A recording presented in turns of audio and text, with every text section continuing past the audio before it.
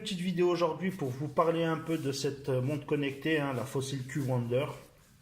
Montre connectée que j'ai achetée il y a à peu près un mois, un petit peu moins d'un mois, que j'ai testé plusieurs jours, que j'ai pas mis tous les jours d'ailleurs, hein, que j'ai testé plusieurs jours.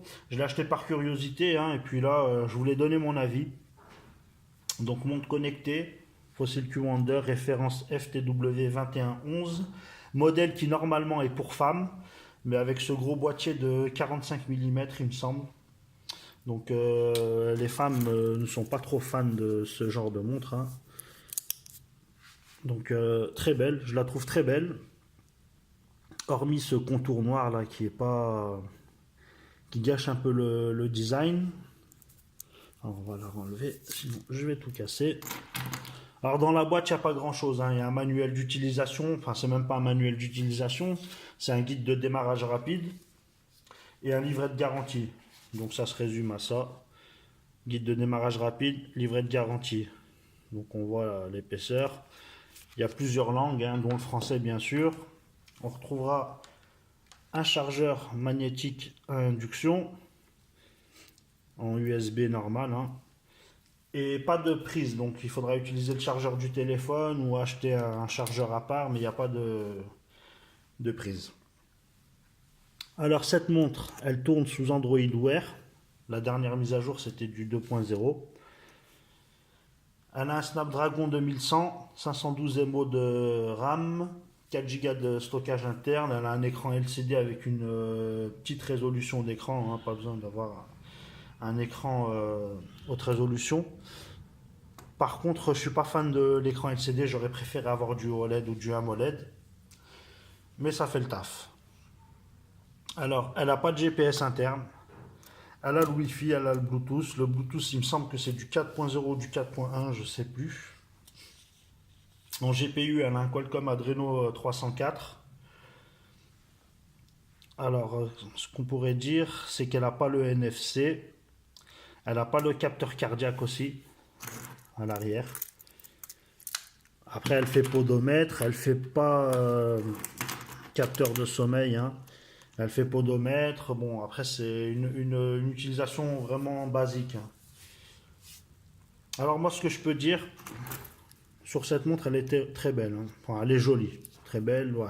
Le contour, il gâche un peu son design. Alors, sur le côté, on retrouve un bouton. Donc, avec une impulsion, on la réveille et puis on a accès aux applications, différentes applications. En appuyant dessus, on revient sur l'écran d'accueil. En restant appuyant dessus, on a accès à OK Google.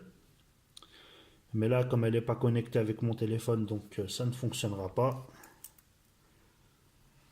Alors, on va revenir en arrière. Le micro. Sur le côté, le haut-parleur. Les bracelets qui sont interchangeables, ça c'est un bon petit point. Il y a, là, c'est ici. Alors, je ne sais pas si on arrivera à le voir. Ici, il y a un petit système de clips pour pouvoir changer le bracelet assez rapidement.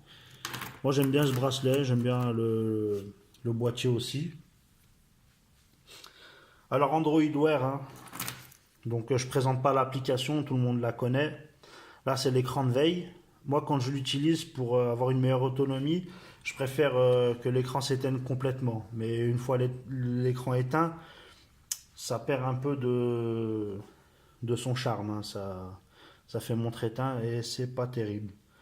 Alors en switchant une fois vers le bas, on a accès aux paramètres rapides, le son, l'écran, ne pas déranger, mode avion et les paramètres ici. Donc dans les paramètres, on aura le réglage de l'écran, réglage du son, applications et notifications, les gestes, la connectivité, l'accessibilité, la personnalisation, le stockage et le système. Donc si je reviens en arrière en switchant comme ça, en switchant vers le haut, j'ai accès aux dernières notifications. À savoir qu'on aura les notifications pour les messages, les mails, tout ce qui est notifié sur le téléphone sera notifié aussi sur la montre. Donc possibilité de répondre aux appels directement depuis la montre. Après, il y a certains téléphones où on pourra utiliser la montre pour parler, pour entendre l'interlocuteur. Et d'autres téléphones comme moi, par exemple, sur mon Mate 9, je suis obligé de répondre, dès que je décroche, je suis obligé de parler dans le téléphone quand même. Donc des fois, il y a certaines marques où il y a des incompatibilités et c'est un peu gênant. Je perds mon micro, désolé.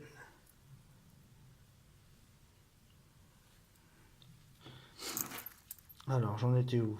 Alors, en switchant de droite à gauche ou de gauche à droite, faut bien l'attraper.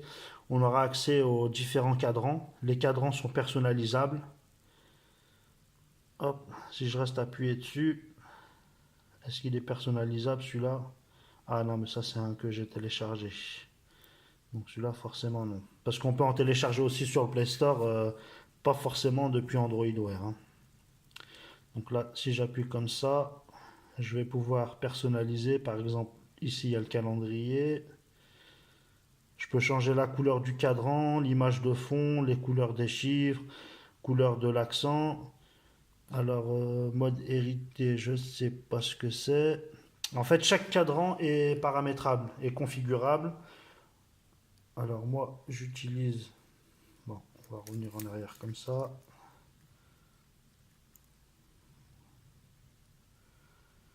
Moi, j'utilise celui-là. Donc, j'ai pu paramétrer la météo, le cycle lunaire et le niveau de batterie. À savoir que là, je suis à 73%. À 73%, elle était à 100%, j'ai joué quoi, une demi-heure avec, je suis déjà à 73%. Donc si on joue vraiment trop avec, on la touche trop, l'autonomie elle descend rapidement. Et à savoir que la charge elle est longue, longue, mais très longue. Ça en devient gênant. Ça en devient gênant. Je suis pas du tout fan. Je préfère largement ma montre hybride connectée à aiguille, donc sans recharge, hein, avec une pile. Et depuis que je l'ai, j'ai jamais eu besoin de changer la pile.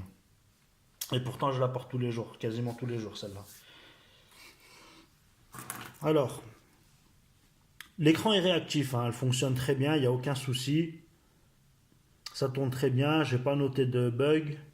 Après, bon, il y a des écrans un peu plus techniques. Hop. Moi, j'ai téléchargé celui-là sur le Play Store que j'aime bien.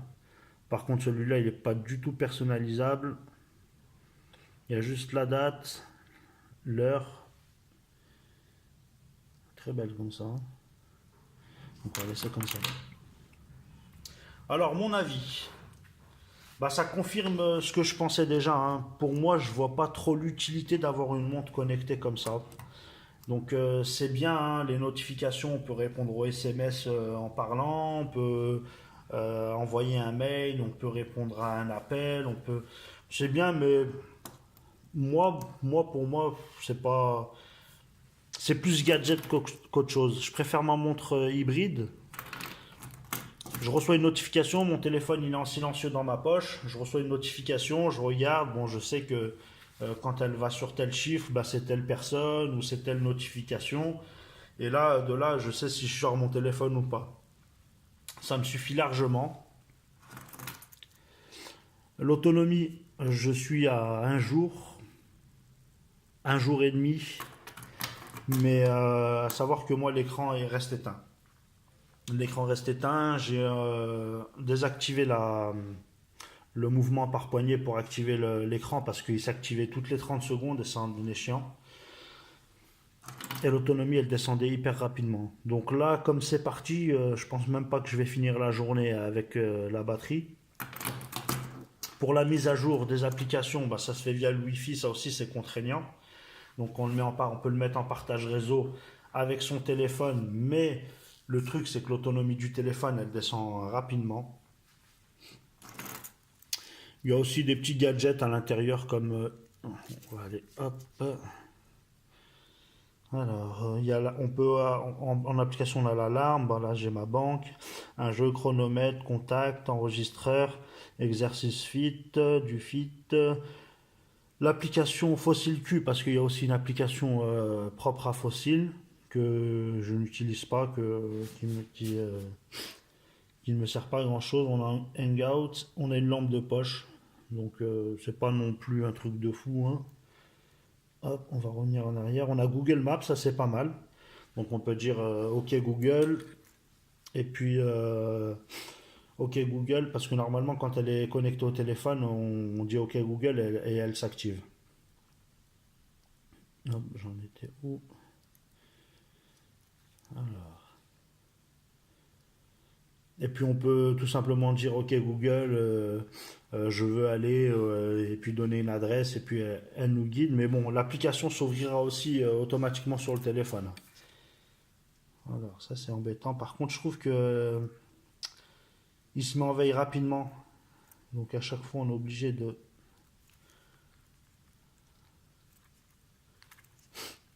Alors après on a l'alarme, bon ça c'est bon, je l'avais dit. Google Maps, la météo, minuteur, les pages jaunes qui fonctionnent pas sur la montre, planning Google Play. Ça c'est mon application Plantronics, mais je sais pas pourquoi elle s'est installée ici. Le rappel, Shazam, ça c'est pas mal. Stock Card, ben, c'est les cartes de fidélité, mais ça fonctionne pas sur la montre aussi. Elle ne s'ouvre pas la télécommande, ça c'est pour SFR. Téléphone, traduction, que j'ai pas essayé. Trouver le téléphone, ça c'est pas mal, ça fait sonner le téléphone. Et le flux Google. Donc, hop.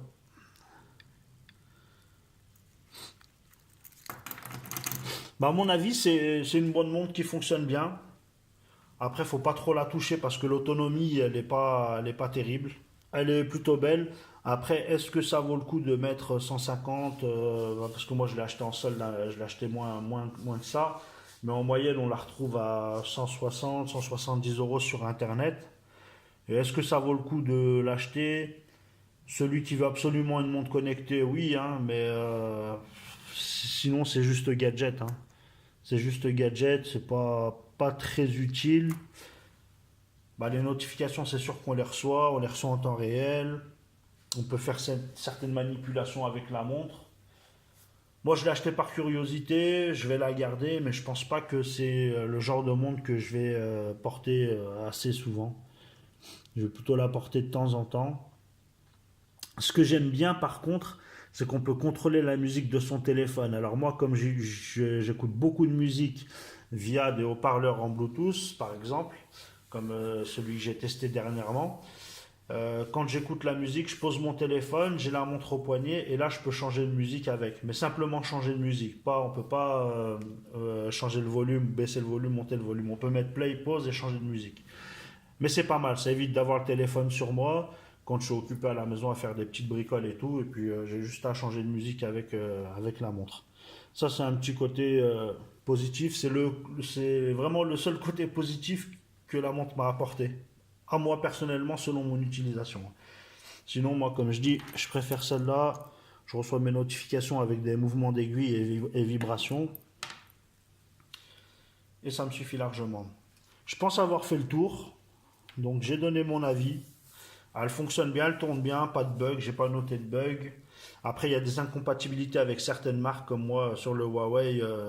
Sur le Huawei, je peux pas. Il y a certaines manipulations que je peux pas faire. C'est tout pour moi. S'il y a des questions, n'hésitez pas. Hein, l'espace commentaire est là. S'il y a des choses à revoir, des petits détails que j'ai pas dit, n'hésitez pas. Hein.